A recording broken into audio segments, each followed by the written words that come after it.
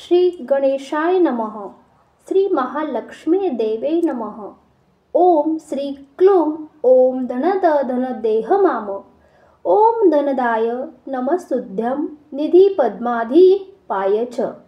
भवन्तु तत्वप्रसाद मे धनधान्यदी संपदा. मन लावून ऐकावी, ध्यानात ठेवावी श्री लक्ष्मी देवीची कहाणी. द्वापार युगाची अधिशास्त्री, सौराष्ट्र देशाची मोहिनी श्री महालक्ष्मी देवी. आटपाट नगर होतं. नगराचा एक राजा होता. त्याचे नाव होते भद्रशवा. तो दयाळू, शूर व प्रजादक्ष होता. देवा ब्राह्मणांना, साधू संतांना सुखवित होता, आनंद देत होता. राजाच्या राणीचं नाव सूरजचंद्रिका होतं. नाव चांगलं, पण स्वभावात अहंकार. मागील जन्मी ती एका वैश्याची पत्नी होती. तिचं नवऱ्याशी भांडण होई. भांडणानं वैतागली, रागानं घराबाहेर पडली. चालत होती अनवाणी रानातून. तिथं तिला दिसल्या सुवासिनी. त्या करीत होत्या लक्ष्मीचं व्रत. ते तिनं पाहिलं. त्यांच्याबरोबर तिनंही व्रत केलं. दुःख विसरली, दारिद्र्य गेलं, परिस्थिती सुधारली आणि देवीची भक्ती फळाला आली. कालांतराने ती मरण पावली. पुढे तिचा पुनर्जन्म झाला. स्त्रीचा जन्म पुन्हा मिळाला, पण भाग्य उजळलं. भद्रशवा राजाशी तिचा विवाह झाला. ऐश्वर्यात लोळू लागली. गर्वानं ती फुगली.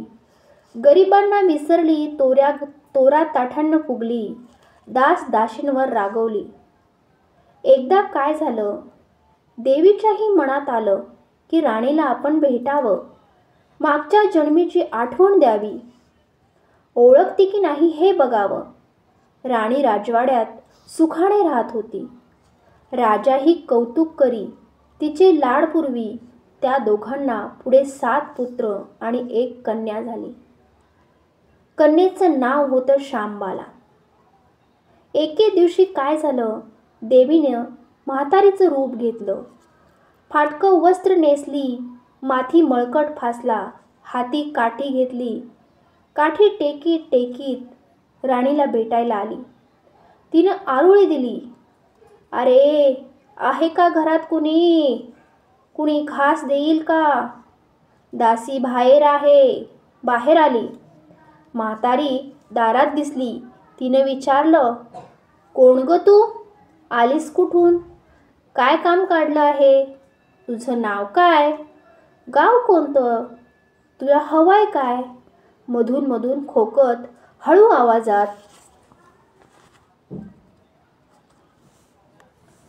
म्हातारी सांगू लागली, माझं नाव कमला. द्वारकेहून आले. राणीला भेटायचंय. कुठं आहे ग राणी? दासी म्हणाली. राणीसाहेब महालात आहेत. सख्यांशी गप्पा मारताहेत. त्यांना सांगितलं तर माझ्यावर रागवतील. तुला ग त्या कशा भेटणार? काय तुझा हा अवतार? तुला पाहून माझ्यावर ओरडतील, उणं बोलतील. त्यांच्या सख्याही तुला हसतील. तू जरा आडोशाला बैस. मैत्रिणी गेल्या म्हणजे मी सांगेन त्यांना. म्हातारी रागावली, मनोमन संतापली. तुझी राणी पैशाला भाळली, माणुसकी विसरली, दारिद्र्य मेली. आज झाली राणी, पण देवीला विसरली. माझ्यामुळेच ना. मीच तिला व्रत सांगितलं देवीचं, तिनं ते केलं. आता राणीपदावर बसली, देवीला आठवणही राहिली नाही. गर्व झालाय संपत्तीचा, पैशाची धुंदी आलीये. गोरगरिबांची पर्वा नाही. थोरा मोठ्यांच्या मुली त्या मैत्रिणी. म्हातारी गरीब अन भिकारीन, तिला कोण विचारते? पण याचं फळ तिला भोगावंच लागेल. तेव्हाच तिचे डोळे उघडतील. जाते मी. दासी घाबरली. तिनं म्हातारीला पाणी दिलं. हात जोडून म्हणाली, ते व्रत मला सांगाल, मी ते नेमानं करीन. उतणार नाही, मातणार नाही, घेतला बसा टाकणार नाही, दिलेला शब्द मोडणार नाही. त्या दासीला व्रताचा वसा सांगितला. म्हातारी उठली, काठी टेकीत निघाली. तोच माडीवरून राणीची कन्या शांबाला धावत आली. ती कळवळून म्हणाली, आजी रागवू नका. चुकली माझी आई. तिच्या वतीने मी क्षमा मागते. कृपा करा, दिलेला शाप मागे घ्या. पाया पडते तुमच्या. म्हातारीला मुलीची दया आली. म्हातारीनं क्षणभर त्या मुलीकडे पाहिलं आणि तिला लक्ष्मी व्रताचा वसा सांगितला. मुलीचा निरोप घेऊन म्हातारी निघणार तोच राणी माडीवरून आली. दाराशी येते तर म्हातारी दिसली. राणी ओरडली, ए थेरडे, कशाला ग आलीस? जा इथून. उठ म्हणते ना. जातेस की नाही? दुसरी घरं नाहीत दिसली का तुला? म्हातारीने संतापाने गरागरा डोळे फिरवले. कपाळावर आठ्या पसरल्या. ती तडक घराबाहेर पडली. दाशीने लक्ष्मी व्रत केलं. तिची परिस्थिती सुधारली. दाशी पण गेलं. संसार सुखाचा झाला. पुढं मार्गशीर्ष महिना आला. पहिल्याच गुरुवारी शांबालेनं लक्ष्मी व्रतास सुरुवात केली. सगळे नेमधर्म पाळले. 4 गुरुवारी तिनं लक्ष्मी व्रत केलं. शेवटच्या गुरुवारी यथासांग उद्यापन केलं. सिद्धेश्वर राजाचा पुत्र मालाधर त्यांच्याशी शांबालेचा विवाह झाला. राजवैभवातील शांबालेला राजवैभव मिळालं. हा होता लक्ष्मी व्रताचा प्रभाव. सुखा समाधानानं संसार चालू होता. भद्रश्रवा व सूरजचंद्रिका राणीचे मात्र भाग्य फिरले. शत्रूने राज्यावर चाल केली. भद्रश्रवाचं राज्य लुबाडलं. सूरजचंद्रिकेचं राणीपद गेलं. भद्रश्रवाला वाईट वाटलं. पूर्वीचे दिवस आठवले. राणावनात फिरून राजा राणी कष्टाने दिवस काढत होते. भद्रश्रवाला कन्येला भेटावंसं वाटलं आणि तो एकटाच निघाला. चालून चालून दमला आणि नदी काठावर विश्रांतीसाठी थांबला. नदीकडे येताना राणीच्या दासीनं भद्रश्रवाला पाहिलं आणि घाईघाईने ती राजवाड्याकडे गेली.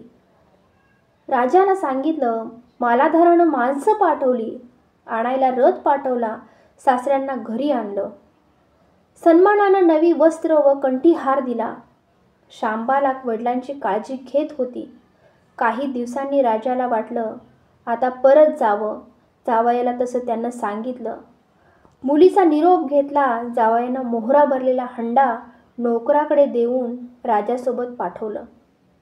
राजा घरी परतला. चंद्रिकेला भेटला. हंडा पाहून ती आनंदली. घाईनं तिनं झाकण काढलं. आत बघते तर काय, तिला कोळशेच दिसले. सूरजचंद्रिकेनं कपाळावर हात मारला. नशिबाला दोष दिला. नवऱ्याला सांगितलं. ते ऐकून तोही चकित झाला. दुःख पाठलाग करीत होते. दारिद्र्य सरीत नव्हते. चिंतेची सावट पसरत होते. काळजीचा वणवा भडकतच होता.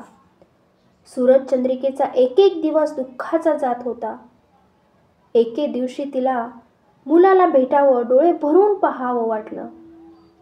मुलीला भेटावं आणि डोळे भरून पाहावं वाटलं. नशिबाचे भोग भोगायचे आहेत. सूरजचंद्रिका घरून निघाली. मुलीच्या सासरी पोचली. तो दिवस गुरुवारचा होता. नदी तीरावर जरा वेळ बसली. दमली होती. त्याच वेळी एक दाशी नदीवर आली. तिनं राणीच्या आईला ओळखलं. घाईघाईनं ती महालात गेली आणि राणीला निरोप दिला.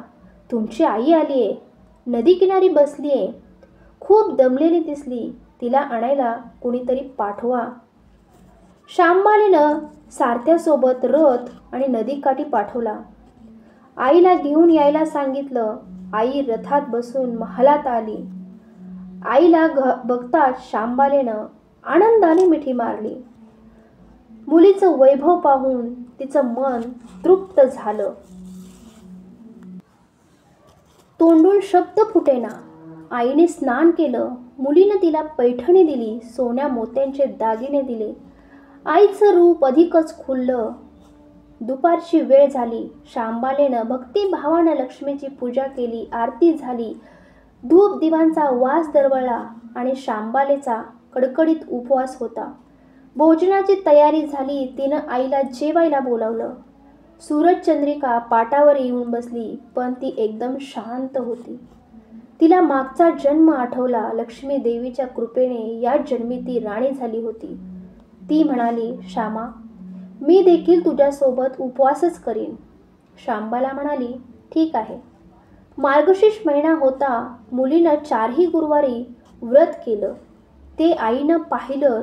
तीही उपवास करू लागली. देवीला भक्तिभावानं प्रार्थना करत होती. महिना संपला. घरी जायचा विचार ठरला. पोहोचवायला शांबाला सोबत गेली. 4 दिवसांनी शांबाला निघाली. मालाधर राजाने पाठवलेला पैशाचा हंडा घेतला. त्यात मीठ भरलं. तो नोकराजवळ देऊन पुन्हा ती सासरी आली. गप्पा मारता मारता वेळ कसा जात होता त्याचेही भान तिला नव्हते. मालाधारानं विचारलं, माहेरून काय आणलंस? शांबालेनं सोबत आणलेल्या हंड्याकडे बोट दाखवलं. मालाधारानं उत्सुकतेने झाकण काढलं. त्यात त्याला काय दिसलं तर मिठाचे खडे. अगं वेडे, मिठाचे खडे कशाला आणलेस? इथं मिळत नाही का मीठ? मीठ मिळतं ना, पण हे मीठ माझ्या वडिलांच्या राज्यातलं आहे. वडिलांचं राज्य सौराष्ट्रात होतं. त्या शेजारच्या समुद्राचं आहे हे मीठ. समुद्र तीरावर दूरवर माझ्या वडिलांचं राज्य होतं. पण आज शांबालेच्या सांगण्यातली खोच राजाने हेरली. तो विचारात गुंगला. शांबाला म्हणाली, हे मीठ जीवनाचं अमृत आहे. अन्नाला चव येते मिठानंच. मीठ नसलेला पदार्थ अळणी. ज्याचं मीठ खावं त्याच्याशी इमानी राहावं. त्याचं रक्षण करावं. कामात कसूर झाली तर प्रसंगी प्राणही द्यावे. मालाधर राजा निश्चयानं उठला. त्यानं आपले सेवक सासऱ्यांकडे पाठवले. त्यांना बोलावून घेतलं आणि भद्रश्रवाला काय झालं कळलं नाही. ताबडतोब तो जावयाकडे आला. दोघांची गुप्त बैठक झाली. विचार पक्का ठरला आणि भद्रश्रवानं अनुमती दिली. मालाधारानं मुख्य सेनापतीला तात्काळ भेटण्यास बोलवलं. सेनापती आले. त्यांनी मालाधारांना वंदन केले. आज्ञा करावी महाराज. ते म्हणाले, भद्रश्रवाचं राज्य जिंकलेल्या शत्रूंवर ताबडतोब स्वारी करा. प्रत्येक सैनिकांच्या हातावर हंड्यातल्या मिठाचा एक एक खडा ठेवा आणि शपथ घेऊन प्रत्येकाला झुंजायला सांगा. राजाची आज्ञा झाली तशी सेनापतीनं व्यवस्था केली. दुसऱ्या दिवशी सोबत सेना घेऊन बेसावध शत्रूवर चाल केली. शत्रूंच्या राज्यावर सारे सैनिक तुटून पडले. मालाधराचे सैन्य बेभान लढत होते. शत्रू सैनिक जमिनीवर कोसळत होते. सूर्य पश्चिमेकडे जात होता. अंधार हळूहळू पसरत होता. शेवटी मालाधाराच्या सैन्यानं शत्रूचा फाडशा पाडला. अपूर्व विजय मिळवला. भद्रश्रवाचं राज्य पुन्हा मिळवलं. मालाधाराला व शांबालेला ही आनंदाची बातमी सेनापतीने ताबडतोब कळवली. सैनिकांनी शत्रू राज्यातील खजिना लुटला. अफाट संपत्ती मिळाली. ती पोत्यात भरून मालाधाराकडे आणली.